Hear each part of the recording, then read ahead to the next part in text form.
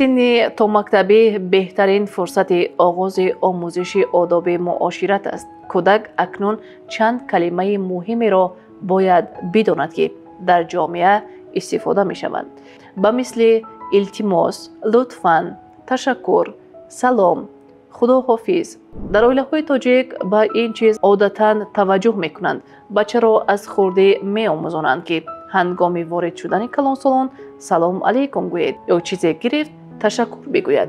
برای این اولا خود شما این کلمات را در معاشرت روزمره با کودک استفاده برید.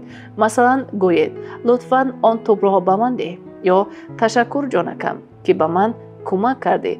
کودک این نمونه های شما را قبول می کند. حتی می توانید به شکل بازی تبدیل دهید. گویا او فروشنده است، شما خریدار. خریدار با لطف پرسید و با تشکر گیرید و او را هم تشویق نمایید همین را تکرار کند.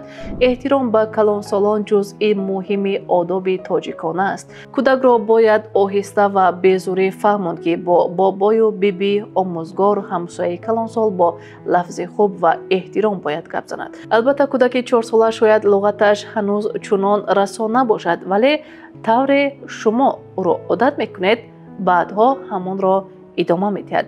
مثلا اگر کلانسال گپ زند باید به سخن او گوش دهد، نه دویده گریزد. این را می توانید با نقش بازی تعلیم دهید.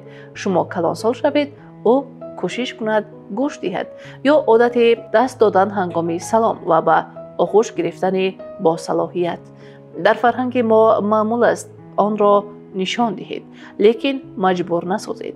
بعضی کودکان خجالت میکشند، مثلا به مهمان ناشناس سلام گفتن. در این حالت خود را در حالت او گذارید و سخت اصرار نورزید. با گذشت وقتی بیند شما با مهمان چطور معاشرت میکنید خودش آسوده می شود. آداب معاشرت تنها کلمه های جدایی گفتن نیست، بلکه اینچنین گوش کردن، نوبت را انتظار شدن، با دست اشاره نکردن تحقیرآمیز را نیز در بر میگیرد. چون این جزئیات را هم می توانید شرح دهید. اگر خواست سخن گوید لیکن کلانسالان در صحبتند به او فهمانید که باید کمی صبر کند، بعد با اجازه گپ زند. این رو البته یک بار نمی آموزد، ولی دائما تاکید کردن نرم نتیجه می دهد. به یاد دارید که خود شما برای او نمونه اید. اگر کودک بیند شما با اطرافیان با احترام صحبت می کنید، با فروشنده با آدابانه رفتار می کنید، او نیز همین را می خواهد پیروی کند. سرچشمه عبرت اولین او شمایید. شما کدام آداب مهم معاشرت را به فرزند خود تعلیم می دهید؟ آیا او الکی لطفاً و تشکر را استفاده می برد؟ با کلانسالان سلام علیک دارد و چگونه این را تشویق می کنید؟ شرح شما را در کامنتاری انتظاریم. سرپرستی برنامه ما شرکت لین دیوید می باشد. لین دیوید، طرز حیاتی سالم از تو وابسته است.